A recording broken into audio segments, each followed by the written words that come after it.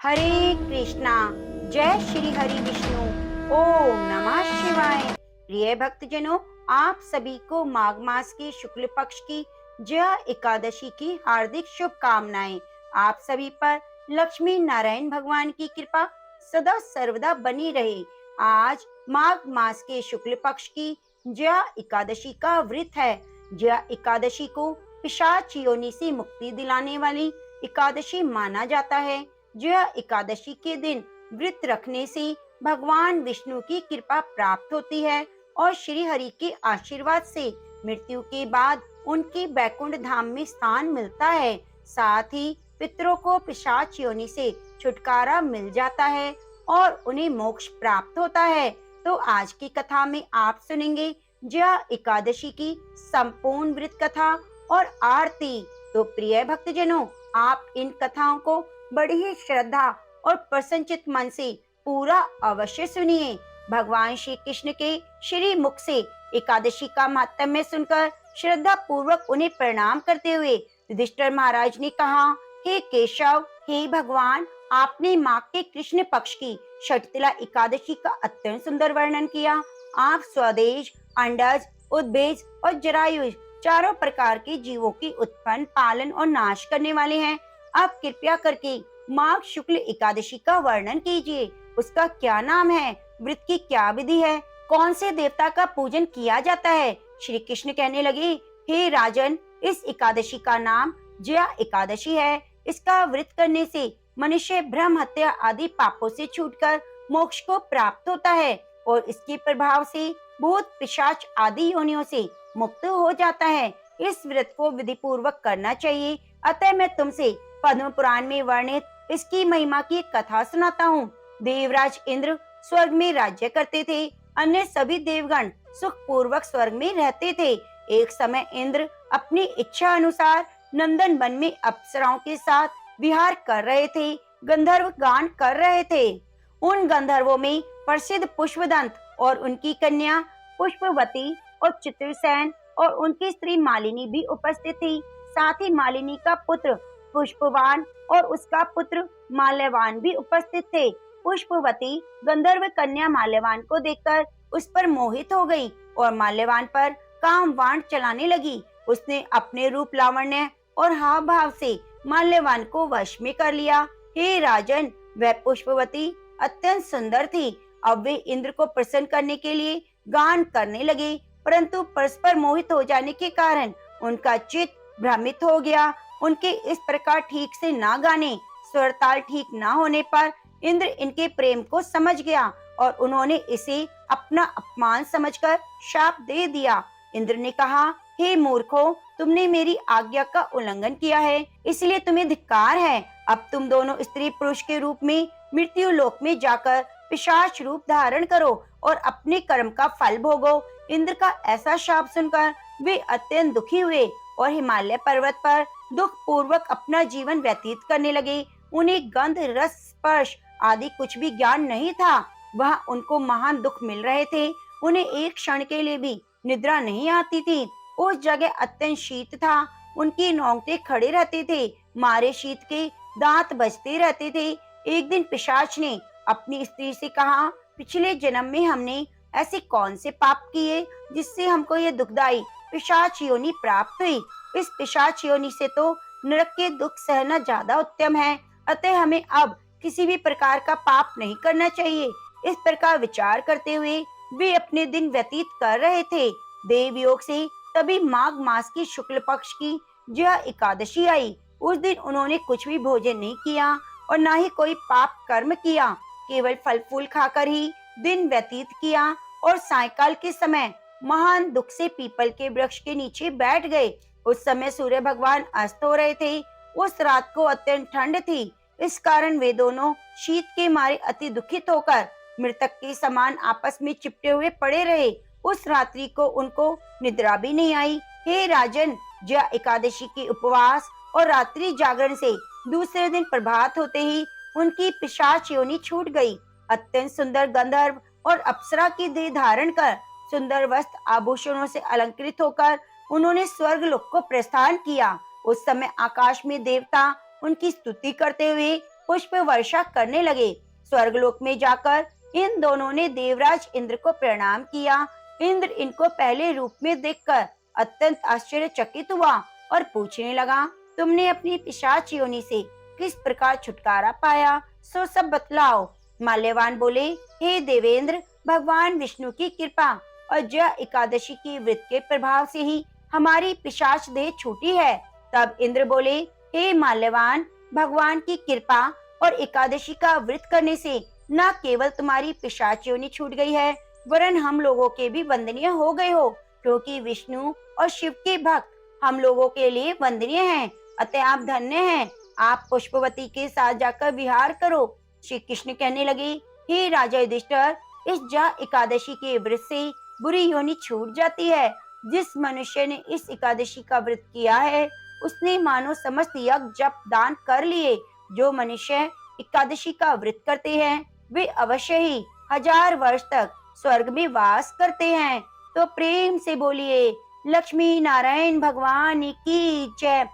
हर हर गंगे। गंगा स्नान की कथा के अनुसार माघ स्नान का पर्व था। गंगा के घाट पर श्रद्धालुओं की भारी भीड़ थी और उसी दिन भोलेनाथ माता पार्वती को साथ में लेकर पृथ्वी पर भ्रमण के लिए निकले थे। वे अपनी प्रिय नगरी काशी की ओर प्रस्थान किए हुए थे। तभी आकाश से गुजरते समय माता पार्वती की नजर भीड़ की ओर गई। पार्वती जी ने इतनी ज्यादा भीड़ का कारण शिव जी से पूछा। शिव जी ने बताया, हे देवी, आज से माघ मास का स्नान का पर्व आरंभ हो चुका है। इस माघ महीने में स्नान करने वाले लोग स्वर्ग को जाते हैं। उसी लाभ के लिए इतने सारे श्रद्धालुओं की भीड़ जमा हुई है। प्रिय भक्तजनों, पार्वती जी का भीड़ को देखकर कौतुक तो शांत हो गया, लेकिन उनके मन में एक सवाल आया। तब उन्होंने भोलेनाथ से पूछा, हे भगवान, हे भोलेनाथ, गंगा स्नान करने वाले यह सारे लोग स्वर्ग चले गए तो क्या होगा? स्वर्ग में इतना स्थान कहाँ है? हे प्रभु, फिर लाखों वर्षों से लोग इस तरह गंगा स्नान करके स्वर्ग पहुँच रहे हैं, तो वे लोग कहाँ हैं? स्वर्ग में उन्हें कहाँ स्थान मिला है? देवी भगवती के इस प्रकार सवाल पूछने पर भोलेनाथ ने कहा, हे देवी, शरीर को गीला करना एक बात है, लेकिन स्वर्ग की प्राप्ति के लिए मन का मैल धोना बहुत ही आवश्यक है। तब माता पार्वती ने पूछा, ये कैसे पता चलेगा कि प्रभु किसने शरीर धोया और किसने मन को पवित्र किया? शिव जी ने बताया, हे पार्वती, यह उनके कर्मों से समझा जाता है। प्रिय भक्त, पार्वती जी की शंका अब भी नहीं मिटी। तब शिव जी ने अपनी प्यारी पत्नी पार्वती जी के मन में चल रहे सारे सवालों के समाधान के लिए उनसे कहा, हे देवी, चलो मैं तुम्हें तुम्हारी सारी बात एक प्रत्यक्ष उदाहरण के माध्यम से समझाने का प्रयत्न करता हूँ, लेकिन इसके लिए हमें एक नाटक करना होगा। तब क्या था, शिवजी तुरंत एक कौड़ी का रूप बदल लेते हैं और रास्ते में लेट जाते हैं और माता पार्वती को कहते हैं, हे देवी, आप एक अत्यंत ही सुंदरी का रूप धारण कर लीजिए। वैसे तो आप अत्यंत सुंदर हैं। अब क्या था, माता पार्वती अपना रूप बदलकर कौड़ी बने शिवजी के साथ गंगा स्नान के लिए जाते समय मार्ग के किनारे बैठ गई। गंगा स्नान करने वाले लोगों की भीड़ उन्हें देखने के लिए रुकती, लेकिन एक अलौकिक सुंदरी के साथ ऐसा क्रूप कौड़ी देखकर सबको हैरानी हो रही थी और सबको आश्चर्य भी हो रहा था। कौतूहल में सभी इस बेमेल जोड़ी के बारे में पूछते, आपस में बातें करते। माता पार्वती शिवजी द्वारा बनाए गए विवरण उन्हें सुनाती रहती। अब देखिए प्रिय भक्तजनों, देवी पार्वती सभी को यह बता रही थी कि ये कौड़ी मेरा पति है। गंगा स्नान की इच्छा से हम यहाँ आए थे। गरीबी के कारण इन्हें कंधे पर रखकर लाई हूँ। बहुत थक जाने के कारण थोड़े विश्राम के लिए हम यहाँ बैठे हैं।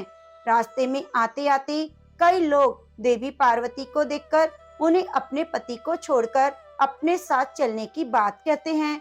अब उनकी बातें सुनकर माता पार्वती को बहुत क्रोध आया, लेकिन शिवजी ने उन्हें शांत रहने का वचन जो ले लिया था, तो इस कारण माता पार्वती को ना चाहते हुए भी शांत रहना पड़ा।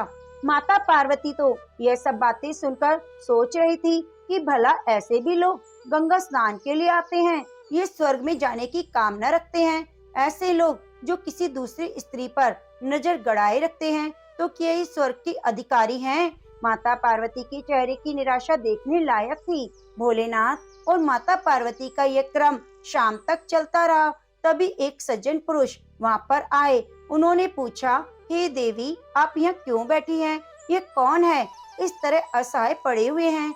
माता पार्वती ने कहा, यह मेरे पति हैं। हम लोग गंगा स्नान के लिए आए हैं। हम यहाँ पर बैठकर विश्राम कर रहे हैं। विश्राम करने के बाद गंगा स्नान करेंगे। प्रिय भक्तों, इस तरह पार्वती जी ने रटा रटाया विवरण उन्हें सुना डाला। यह सुनकर सज्जन पुरुष की आंखों में आंसू भर आए। उन्होंने सहायता का प्रस्ताव रखा और कौड़ी को कंधे पर लादकर गंगा तट पर पहुंचा दिया।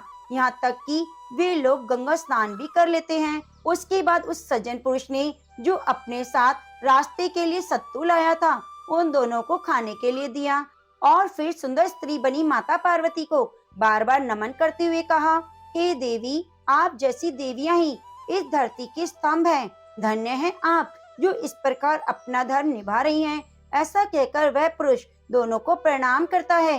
भगवान शिव और माता पार्वती उन्हें आशीर्वाद देते हैं और शिव पार्वती वहां से उठे और कैलाश की ओर चल पड़े। शिव जी ने रास्ते में कहा, हे देवी, हे पार्वती, देखा, एक ही व्यक्ति ऐसा था जिसने अपने स्वर्ग के लिए रास्ता सुगम बनाया। गंगा स्नान का माल्य तो सही है, पर इसके साथ मन भी धोने की शर्त लगी है। तब माता पार्वती समझ गई कि आखिर क्यों इतनी संख्या में गंगा स्नान करने के बाद भी, गंगा का निर्मल माल्य होने के बाद भी लोग स्वर्ग नहीं जाते। क्यों गंगा स्नान के पुण्य फल से वंचित रह जाते हैं? क्योंकि उन्हें विश्वास नहीं होता कि गंगा स्नान करने के बाद उनके पाप धुल जाएंगे। गंगा स्नान करने तो सभी जाते हैं, किंतु शुद्ध मन लेकर बहुत कम लोग जाते हैं। जो लोग धर्म, कर्म, पुण्य और दान करते हुए गंगा में स्नान करते हैं, उनके पाप तो अपने आप ही मिट जाते हैं और स्वर्ग की प्राप्ति होती है। इसलिए गंगा स्नान करने से पूर्व अपने मन को शुद्ध और निर्मल करना अत्यंत आवश्यक है और उसके साथ ही दान पुण्य करना आवश्यक है। तो प्रेम से बोलिए, गौरी शंकर भगवान की जय। अब आइए सुनते हैं भगवान कृष्ण के भक्त राजा अम्बरीश की कथा। राजा अम्बरीश भगवान विष्णु के परम भक्त थे। राजा अम्बरीश बड़े ही धर्मात्मा राजा थे। उनके राज्य में बड़ी सुख शांति थी। धन, वैभव, राज्य, सुख, अधिकार, लोभ, लालच से दूर निश्चिंत होकर वे अपना अधिकतर समय ईश्वर भक्ति में लगाते थे। अपनी सारी संपदा, राज्य आदि सब कुछ वे भगवान विष्णु की ही समझते थे। उन्हीं के नाम पर वे सबकी देखभाल करते, स्वयं भगवान के भक्त के रूप में सरल जीवन बिताते थे। दान, पुण्य, परोपकार करते हुए उन्हें ऐसा लगता जैसे वे सब कार्य स्वयं भगवान उनके हाथों से संपन्न करा रहे हों।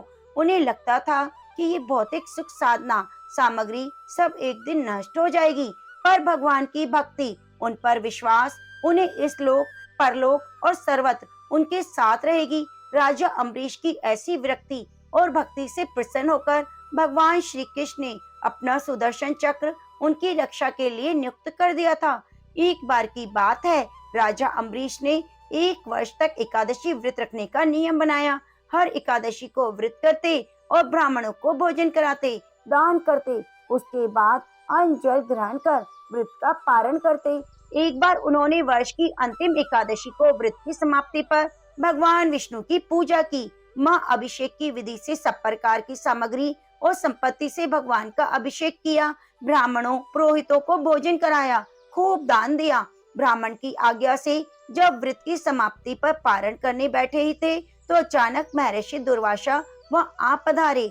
राजा अम्बरीश ने खड़े हो आदर से उन्हें बिठाया और भोजन करने के लिए प्रार्थना की। दुर्वासा ऋषि ने कहा, भूख तो बड़ी जोर की लगी है राजन, पर थोड़ा रुको, मैं नदी में स्नान करके आ रहा हूँ, वापस आकर भोजन करूंगा।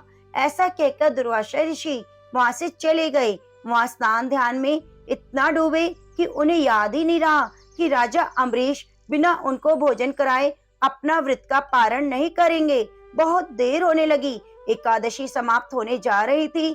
एकादशी के रहते हुए पारणा न करने से व्रत खंडित हो जाता है और दुर्वासा ऋषि को भोजन खिलाए बिना पारण नहीं किया जा सकता था। बड़ी ही विकट स्थिति थी। राजा अम्बरीश दोनों स्थितियों से परेशान थे। अतः ब्राह्मणों ने परामर्श दिया कि एकादशी समाप्त होने में थोड़ा ही समय शेष है, पारण एकादशी तिथि के अंदर होना चाहिए। ऋषि अभी तक नहीं आए हैं। इसलिए राजन, आप केवल जल पीकर पारण कर लीजिए। जल पीने से भोजन कर लेने का कोई दोष नहीं लगेगा और एकादशी समाप्त न होने से व्रत खंडित भी नहीं होगा। शास्त्रों की विधि के अनुसार ब्राह्मणों की आज्ञा से उन्होंने व्रत का पारण कर लिया।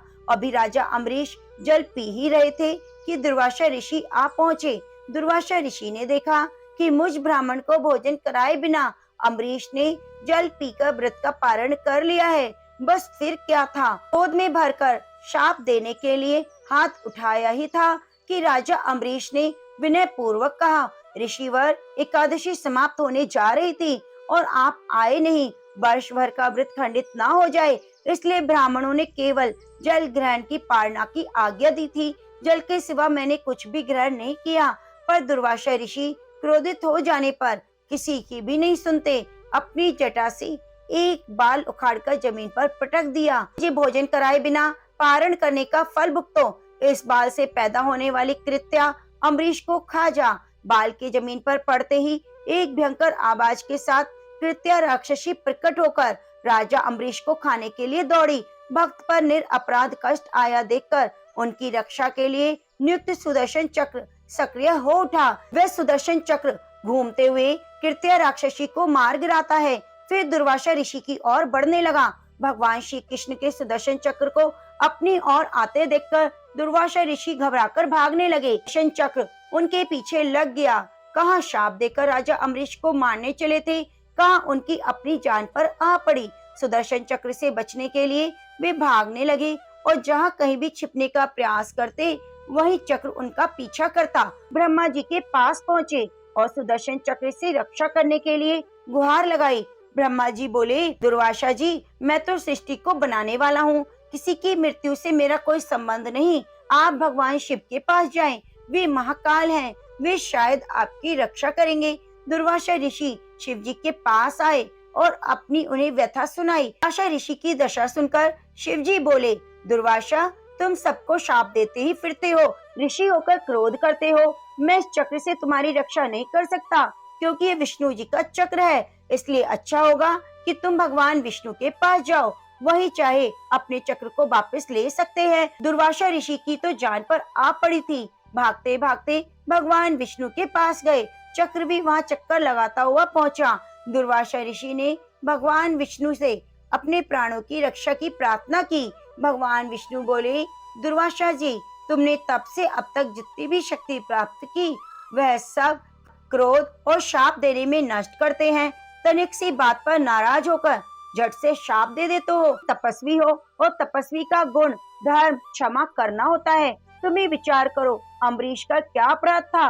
मैं तो अपने भक्तों के हृदय में रहता हूँ। अम्बरीश के प्राण पर संकट आया तो मेरे चक्र ने उसकी रक्षा की। अब यह चक्र तो मेरे हाथ से निकल चुका है, इसलिए जिसकी रक्षा के लिए ये तुम्हारे पीछे घूम रहा है, अब उसी की शरण में जाओ। केवल अम्बरीश ही इसे रोक सकते हैं। दुर्वासा ऋषि भागते भागते थक गए। भगवान विष्णु ने दुर्वासा ऋषि को स्वयं नहीं बचाया, बल्कि उपाय बताया। दुर्वासा ऋषि उल्टे पांव भागे और राजा अम्बरीश के पास आए। राजा अम्बरीश अभी भी बिना अन्न ग्रहण किए उनकी प्रतीक्षा कर रहे थे। दुर्वासा ऋषि को देखते ही उनको प्रणाम कर बोले, मुनिवर, मैं कब से आपकी प्रतीक्षा कर रहा हूँ। मैंने अभी तक अन्न ग्रहण नहीं किया, केवल जल ही पिया है। आप कहाँ चले गए थे? दुर्वासा ऋषि ने चक्र की ओर इशारा करके कहा, अम्बरीश, पहले इससे मेरी जान बचाओ। ये मेरे पीछे पड़ा हुआ है। तीनों लोकों में मैं भागता फिरा, पर ब्रह्मा विष्णु महेश किसी ने मेरी रक्षा नहीं की। अब तुम ही इस चक्र से मेरे प्राण बचाओ। राजा अम्बरीश हाथ जोड़कर बोले, मुनिवर, आप अपना क्रोध शांत करें, मुझे क्षमा करें। भगवान विष्णु का यह चक्र भी आपको क्षमा करेगा। राजा अम्बरीश ने इस प्रकार कहा और कहते ही सुदर्शन चक्र अंतर ध्यान हो गया। तो प्रेम से बोलो, कृष्ण भक्त अम्बरीश की जय। हरे कृष्णा। अब आइए सुनते हैं सभी मनोकामनाओं को पूरी करने वाली बांके बिहारी की एक सच्ची कथा। मथुरा के निकट एक गांव में एक छोटी सी लड़की रहा करती थी। वृंदावन के पास होने के कारण वहाँ बहुत सारे लोग ठाकुर जी के दर्शनों के लिए जाते थे। तो उस बच्ची के घर वाले भी हर साल ठाकुर जी के दर्शन के लिए जाते। तो वह लड़की अपने बाबा से कहती, बाबा, मुझे भी ठाकुर जी के दर्शन करने हैं। तो उसके पिताजी कहते, बेटा, ठाकुर जी के दर्शन के लिए तो तुझे मैं जरूर ले चलता, पर तुम बहुत छोटी हो, यहाँ पर भीड़ बहुत है, तुम इतनी दूर चल भी नहीं सकोगी, और आगे खूब लंबी लंबी लाइनें होंगी, तो उसमें भी तुम्हारे लिए मुश्किल हो जाएगी। जब तुम बड़ी हो जाओगी तो मैं तुम्हें जरूर लेकर जाऊंगा। तो इसी तरह समय बीतता गया। फिर कोई कारणवश उसके घर वालों का वृंदावन जाना हुआ ही नहीं, और समय के साथ वह लड़की बड़ी हो गई। उसके मन में ठाकुर जी के प्रति बहुत ही प्रेम था। उसका मन हमेशा ठाकुर जी के दर्शन के लिए ललचाता रहता। वह बहुत दुखी रहती थी कि सभी लोग तो ठाकुर जी के दर्शन करके आते हैं, पर मैं आज तक तो नहीं जा सकी। क्या पता मेरे भाग्य में ठाकुर जी के दर्शन लिखे हैं या नहीं। गांव में उसकी बहुत सारी सहेलियां थी, सभी ने ठाकुर जी के दर्शन किए थे, और आकर उनके रूप का वर्णन उसके सामने करती, तो उस बच्ची की ललक और भी ज्यादा बढ़ जाती। समय के साथ वह बड़ी हो रही थी, पर उसका वृंदावन जाना नहीं हुआ। ऐसा करते करते वह विवाह योग्य हो गई। अब उसके बाबा को उसके विवाह की चिंता सताने लगी, तो उसके लिए अच्छे अच्छे रिश्ते तलाश करने शुरू कर दिए। उसका रिश्ता वृंदावन में ही तय हो गया। इसे अब संयोग कहो, ये ठाकुर जी का आशीर्वाद। वह तो ये जानकर बहुत खुश हुई कि मैं अब ठाकुर जी के दर्शन कर सकूंगी। सो मुहूर्त देखकर उसका विवाह हो गया। अब वह अपने ससुराल पहुंच गई रस्म निभाने के लिए। जब वह वापस अपने घर आई, तो एक दो दिन बाद जब उसका पति उसे लेकर जा रहा था, तो यमुना नदी के तट पर रुककर कहने लगा कि तुम यहाँ पर बैठो, मैं स्नान करके आता हूँ। तो वह लड़की वहां पर बैठ गई। अब उसका ध्यान ठाकुर जी की तरफ चला गया, और सोचने लगी कि ठाकुर जी के दर्शन पता नहीं कब होंगे। अब उस लड़की ने बड़ा सारा घूंघट निकाल रखा था, क्योंकि वह उसका ससुराल था। तो वह घूंघट निकाल कर बैठी थी, और मन ही मन कान्हा जी का विचार कर रही थी कि देखो ठाकुर जी की कितनी कृपा है मुझ पर। मैंने बचपन से ही उनको भजा है और दर्शन के लिए ललायत थी, तो उनकी कृपा से मेरा विवाह श्रीधाम वृंदावन में हो गया। मैं इतने सालों से ठाकुर जी को मानती हूँ, पर मैंने आज तक उनसे कोई रिश्ता नहीं जोड़ा। वे मेरे क्या लगते हैं। इस तरह सोचते हुए वे सोचने लगी कि ठाकुर जी की उम्र क्या होगी। मेरे हिसाब से 17 वर्ष के होंगे। मेरे पति 21 वर्ष के हैं, तो उनसे थोड़े छोटे होंगे।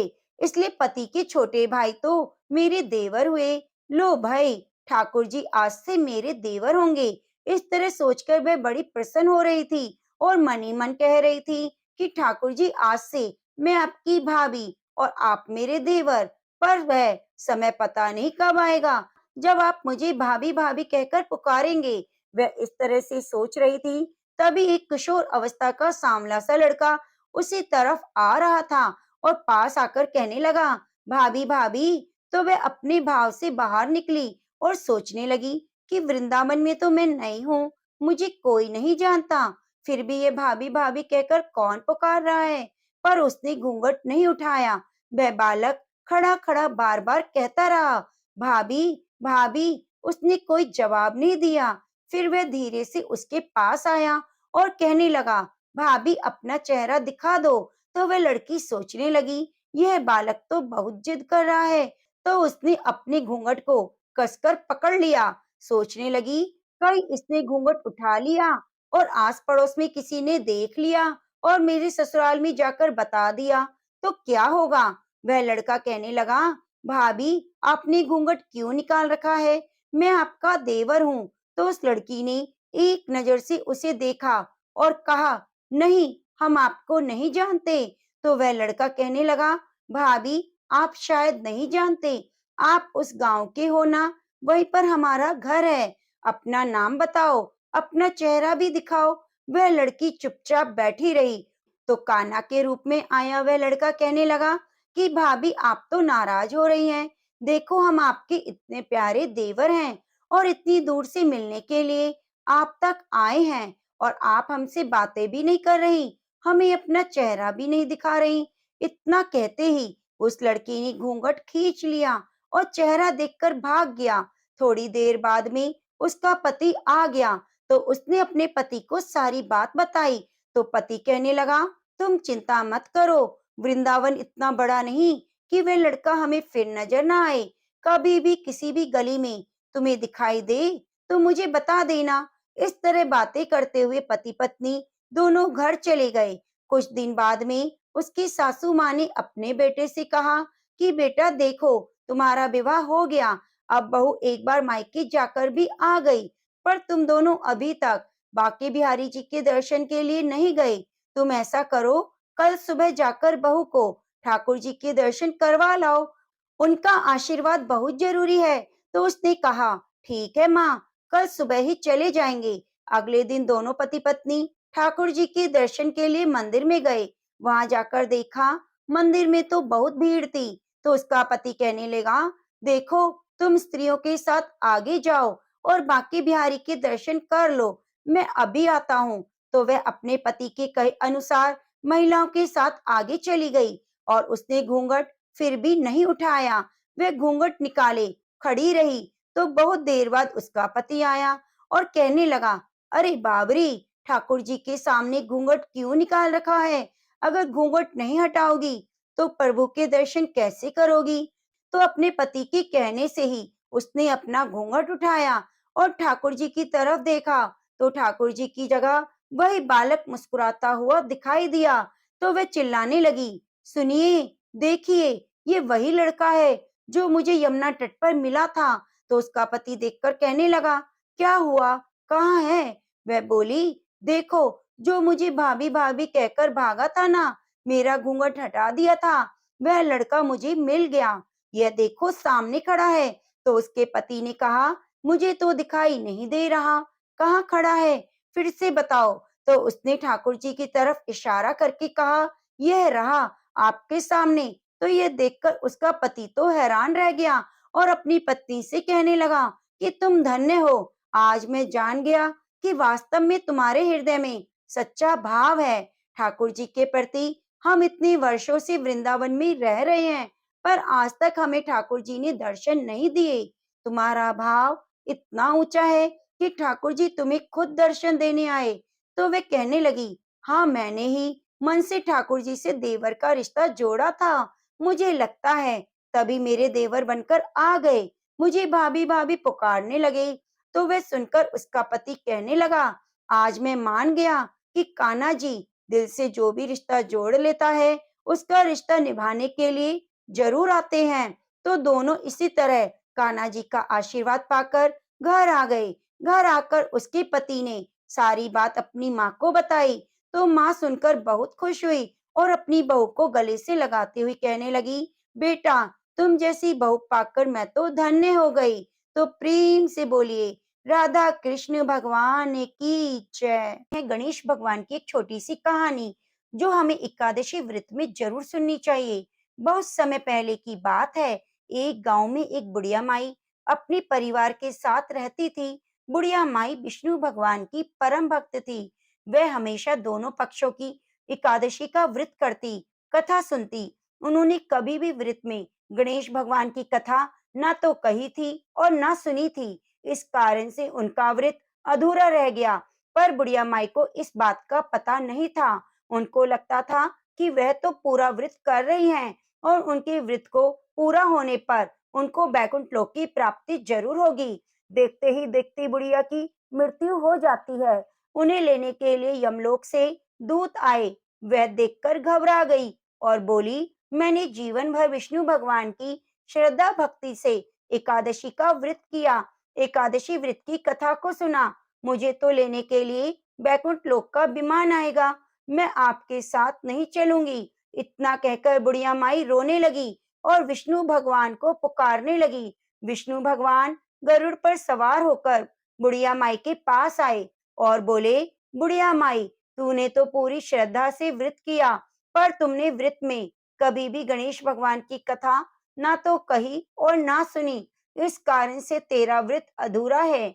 बुढ़िया माई विष्णु भगवान से जीवन दान मांगने लगी ताकि वह एकादशियों का व्रत का पूरा पुण्य फल प्राप्त कर सके। इस प्रकार बुढ़िया माई को विष्णु भगवान ने 2 साल के लिए फिर से जीवित कर दिया। अब बुढ़िया माई जीवित होते ही गणेश भगवान का नित्य नियम चालू कर देती है। एकादशी व्रत करती है, एकादशी व्रत की कथा को सुनती है और अंत में गणेश भगवान की कथा को भी सुनने लगी। इस प्रकार से 2 साल में बुढ़िया माई ने अपना पूरा व्रत नियम पूरा कर लिया। गणेश भगवान की कृपा से एकादशी का पूरा पुण्य बुढ़िया माई को प्राप्त हुआ। बुढ़िया माई की तपस्या से गणेश भगवान प्रसन्न हुए और बुढ़िया माई के सामने प्रकट होकर बोले, बुढ़िया माई, तुमने मेरे नित्य नियम के साथ ही व्रत को पूर्ण किया, इसलिए मैं तुम पर अत्यंत प्रसन्न हूँ। मैं तुम्हें आशीर्वाद देता हूँ कि जब तक यह पृथ्वी रहेगी, तब तक तुम्हारी इस तपस्या का गुणगान लोग करते रहेंगे।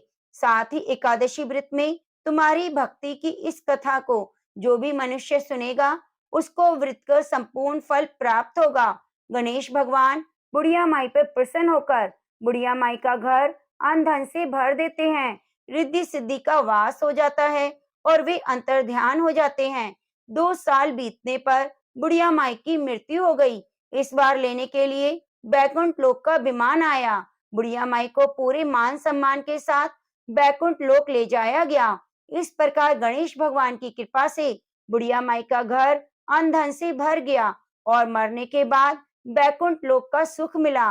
हे गणेश जी महाराज, हे एकादशी माता, जैसे अपने बुढ़िया माई पर प्रसन्न होकर बुढ़िया माई के व्रत को पूर्ण किया, घर को अन्न धन से भर दिया, एकादशी व्रत का सभी को फल पूरा मिले। कहानी कहने सुनने वाले सभी को, हुंकारा भरने वाले को मिले। कहानी अधूरी हो तो पूरी करना, पूरी हो तो मान रखना। प्रेम से बोलो गणेश भगवान की जय। प्रेम से बोलिए तुलसी माता की जय। एक ब्राह्मण था, वह प्रतिदिन मंदिर जाता, वह प्रतिदिन तुलसी माता की पूजा करता, तुलसी माता से प्रतिदिन प्रार्थना करता, हे तुलसी महारानी मेरे आनंद करना। तुलसी माता ने सोचा, यह ब्राह्मण तो बहुत सीधा है और गरीब भी है, प्रतिदिन मेरी पूजा करता है, मैं इसके कुछ ना कुछ करना चाहती हूँ। तो तुलसी महारानी एक कन्या का रूप बनाकर बैठ गई और ब्राह्मण को बोली, ब्राह्मण मैं तेरे घर आना चाहती हूँ। ब्राह्मण ने सोचा, 6 लड़कियां तो पहले से ही हैं, 7 लड़कियों का मैं कैसे पालन पोषण करूंगा, लड़कियों की शादी कैसे कराऊंगा, मेरे पास तो कुछ भी नहीं। यह विचार करके वह बहुत परेशान रहने लगा। उसको तो खाना भी नहीं भा रहा था। उसकी औरत ने कहा, क्या बात है, आजकल बहुत दुखी रहने लगे हैं। इस पर ब्राह्मण बोला, मैं मंदिर जाता हूँ, वहां पर एक छोटी सी कन्या बैठी है, वह कहती है, ब्राह्मण मैं आपके घर आऊं। उसकी पत्नी बोली, अरे इसमें परेशान होने की क्या बात है, आ रही है तो आने दो। ब्राह्मण बोला, पहले से 6 हैं, उनकी शादी भी करवानी है। तो ब्राह्मणी बोली, अरे कोई बात नहीं, अपनी 6 लड़कियों की करवाएंगे तो 7वीं की भी करा देंगे, आप 7 लड़कियों की शादी साथ में करवा देना। अगले दिन जब ब्राह्मण मंदिर गया तो छोटी कन्या ने पूछा, ब्राह्मण मैं तेरे घर आऊं? तो ब्राह्मण बोला, हाँ चल। उसको वह घर ले आया। तुलसी माता की कन्या के रूप में ब्राह्मण के घर आने से ब्राह्मण के घर आनंद हो गया, घर में लक्ष्मी की बारिश हो गई। जब ब्राह्मण 7 कन्याओं की शादी के लिए वर ढूंढने जाने लगा तो छोटी कन्या ने कहा, मेरे तो शालिग्राम जी की मंदिर में जाकर शालिग्राम को बोलना बारात लेकर आए और मेरी 6 बहनों की तुम अपनी इच्छा से वर ढूंढ लेना। तुलसी माता की मेहरबानी से तो सब जेवर कपड़ा खाना हो गया। धूमधाम से 6 लड़कियों की शादी हो गई और तुलसी माता की शालिग्राम भगवान से शादी हो गई। तुलसी माता ने उसके घर में धन लक्ष्मी के भंडारे भर दिए। हे तुलसी माता, जैसे अब ब्राह्मण पर टूटमान हुई, वैसे हम पर होना। जैसे ब्राह्मण के घर आनंद किया, वैसे हम सभी के घर करना। तो प्रेम से बोलिए तुलसी माता की जय। प्रेम से बोलिए एकादशी माता की जय। अब आइए सुनते हैं एकादशी माता की आरती। ओम जय एकादशी माता, मैया जय एकादशी माता, विष्णु पूजा वृत्ति को धारण कर शक्ति मुक्ति पाता।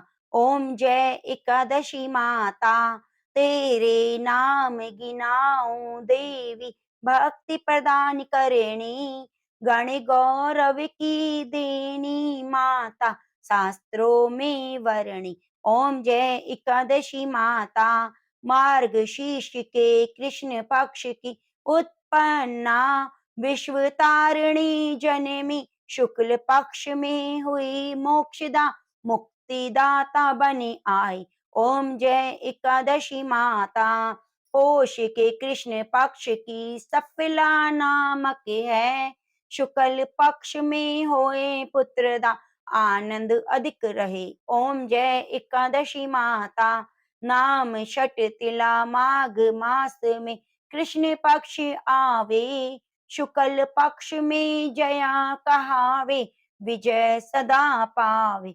ओम जय एकादशी माता, बीजा फागुन कृष्ण पक्ष में शुक्ला आमल की, पाप मोचनी कृष्ण पक्ष में चैत्र महाबली की। ओम जय एकादशी माता, चैत्र शुक्ल में नाम कामदा, धन देने वाली, नाम बरुथनी कृष्ण पक्ष में वैशाख महावाली। ओम जय एकादशी माता, शुक्ल पक्ष में होए मोहिनी, अपराज्येष्ठ कृष्ण पक्षी, नाम निर्जला सब सुख करनी, शुक्ल पक्ष राखी। ओम जय एकादशी माता, योगनी नाम आषाढ़ में जानो, कृष्ण पक्ष करनी, देव शैनी नाम कहायो, शुक्ल पक्ष धरणी। ओम जय एकादशी माता, कामिका श्रावण मास में आवे,